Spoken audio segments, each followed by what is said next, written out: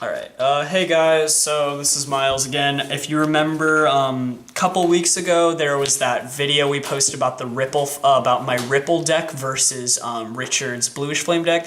Now, I realized some stuff that I was screwing up on, and I just want to say I apologize. I had just started running the deck. I haven't used Genovious before, so I didn't know its skill. What I was messing up was I was in Legion, and I had a full front row at rest. That's 4 units. Genovious can only restand the rear guards. You know, it can only use Limit Break when the number of units at rest in the front row is exactly 3. And because Legion counts as 2 units, I was actually going over the limit of those conditions. So I want to apologize for the incorrect plays, and I'm glad that you guys liked the video. I saw one of you guys subscribed to it because of me.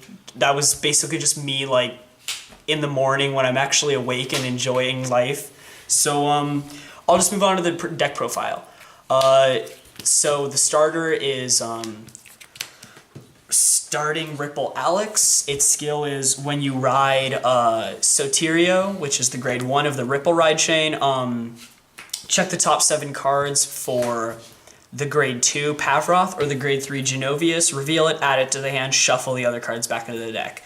And its second skill is if you do not ride Sotirio, you have the option of making this into a Forerunner and calling it to the rear guard. Let's see, the trigger lineup is I actually have changed the lineup a bit. I run 4 Orest, so this unit is the critical trigger. This unit's skill is you move it to the bottom of the deck after it boosts an attack against your opponent's Vanguard, and the number of other Ripple units at rest is 2 or more. You may pay the cost. So send it to the bottom of the deck. Check the top 5 cards for a Ripple and reveal it, add it to your hand, shuffle the other cards. So that's a nice card. You know, the deck is a Persona, the deck focuses on Persona Blast, so this helps to get Genovious into your hand, or just other needed units. Aside from that, I run 6 other, whoa, that's not right.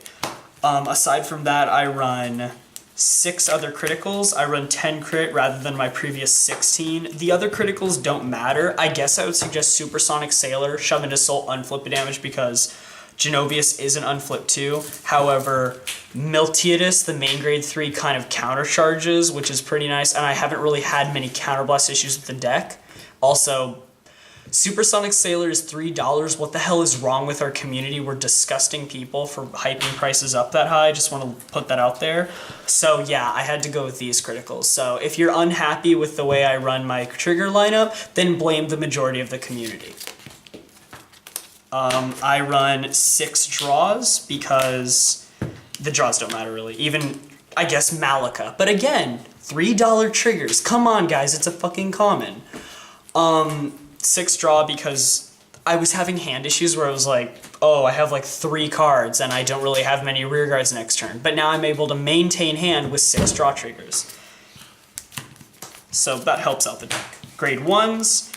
Obviously the starting one would be Silent Ripple Sotirio. It is the grade 1 of the ride chain. So its skill is, its first skill is when a unit if you have Alecs, the starter in the soul, it becomes a constant 8k. So, oh, your opponent's attacking you for 12k when they're at grade 1, cool. Drop a 10k, no pass. It helps for the defensive, it won't change for the offensive.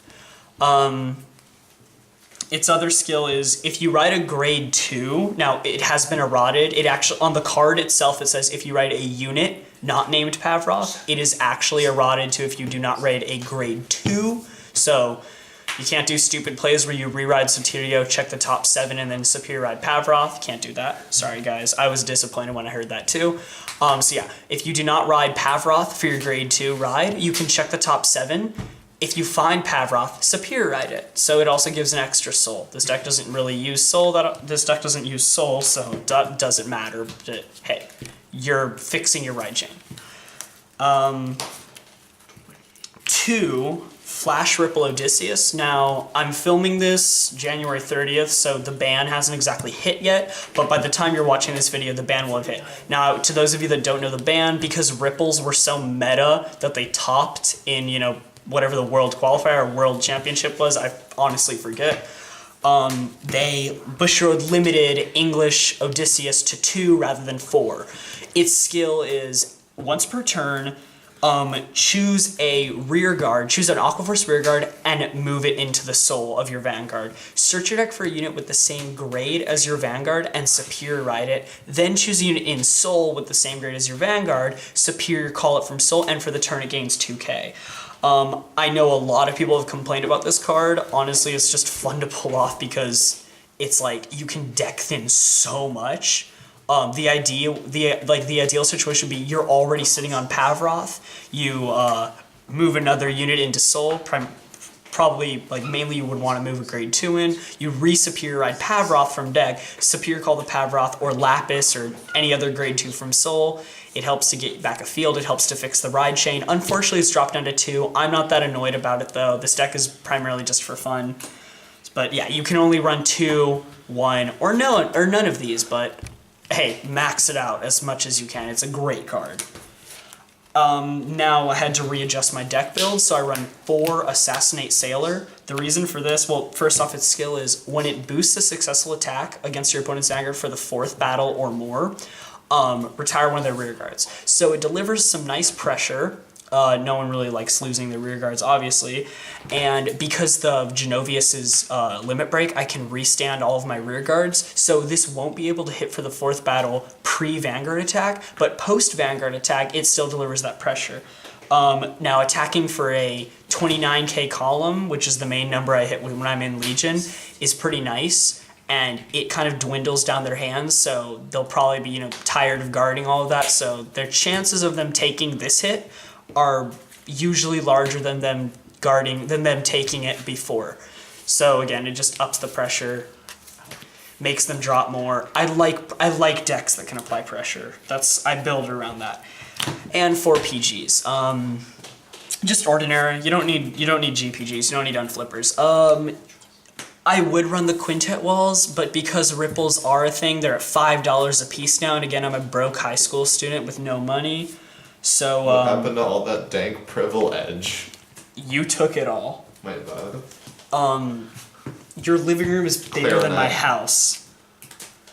And, yeah, the quintet walls, you know what those do. But the reason why you would run quintet walls over PG is because a PG you need to discard 1 card, quintet walls you don't need to discard any. The PGs still work. Like, I made it into top 4 of a tournament with this deck, and I won all of my fights. I went 3-0.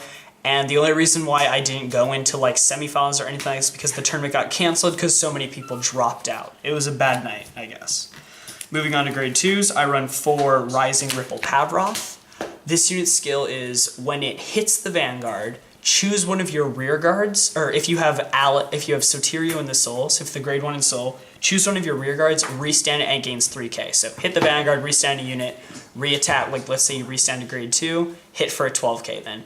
Its second skill is it becomes 10k if you have Sotirio in the soul. Again, doesn't help for offense, helps for defense, definitely. For Unruly Ripple Lapis, its skill is when this unit attacks, if you have a Vanguard with Ripple in the card name, and nope, that's not right, I'm sorry. If the number of Ripple rear guards you have at rest, aside from this unit, is 2 or more, this unit becomes 12k. It's basically the opposite of Twin Strike Twin Strike Shooter, and but yeah, it's just with Ripple. It's a nice 12k. Hey, you can restand it and swing for 15k. Boosted with a 7k, that's 22k already. Those are some pretty good columns. And 3 of the Turtle. I love this card so much. It makes me so happy. On call or on ride, check the top card. If the top card is a grade 1 or a 2, superior call it. It helps to deck thin. It helps to make a field. There are times where I go, call the Turtle, check the top card. Oh, it's the Turtle? All right, check the top card. Oh, it's a grade 1. Cool. It's very luck-based, but it can build a field. And I mean, you run more grade 1s and 2s than you do triggers, so you're more likely to see those grade 1s and 2s than you are triggers. Those are the grade 2s. Moving on to grade 3s. Here's the Ace unit. I run 4 Rolling Ripple Miltiadis. Its first skill is, when it's placed on, well, first skill is Legion with Genovious. its next skill is when it's placed on Vanguard. My bad. I'm messing up. Its second skill is when it attacks the Vanguard. Or after it attacks. No, I'm so sorry. When it attacks the Vanguard, if it's in Legion, you may choose up to 1. So you can choose none. You may choose up to 1 rear guard, restand it, and countercharge 1. So unflip a damage. If and only if the number of units in your front row at rest is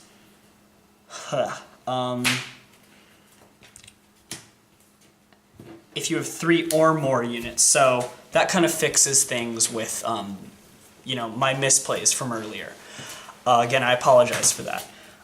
So if you have 3 or more rear guards at rest in the front, or units at rest in the front row, restand up to 1 rear guard, countercharge 1, and if you have exactly 3 rested rear guards in the back row, draw a card. Again, this card helps to control damage, helps to add hand. It's just a nice card. One of the skills that I really like about it is its third one, when it's placed on Vanguard, so basically on ride.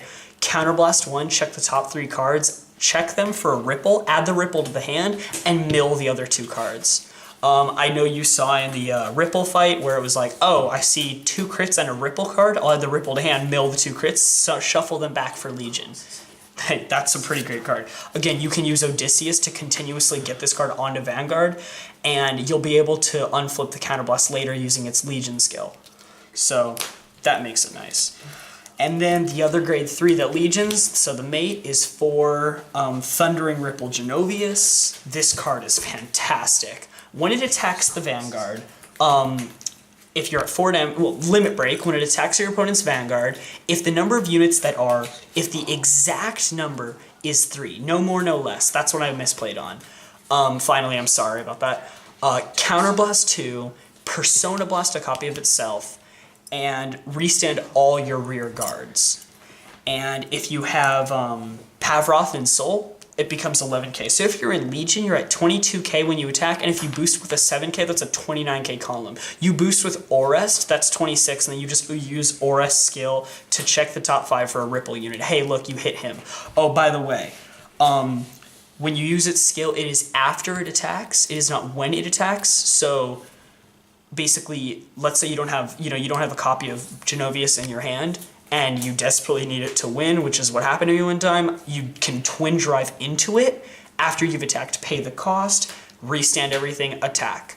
So that's pretty nice. And ideally what you would do is go rear guard attack, Vanguard attack, Legion skill, restand the front row rear guard, countercharge 1, draw 1. That way you meet the requirements with the 3 units. And then after you attack with your Vanguard, you Persona Blast, restand your rear guards, and rush them down again. So, I honestly never expected I'd build this deck. The main reason I built it is because this past year I got into the anime JoJo's Bizarre Adventure, and as you know, the main power that the protagonist uses is called Hamon, or Ripple. So it's, it's aesthetically pleasing, and I love Aqua Force. I hope that this video helped you out. Again, I am sorry to all our subscribers who watched my failure of a card fight that one time with my false plays, and to that one person that actually pointed it out, thank you so much. I felt really stupid, but I'm glad that you pointed that out because now I know and I fixed it. So here's the complete profile. I hope this deck helped you out. Have a good night.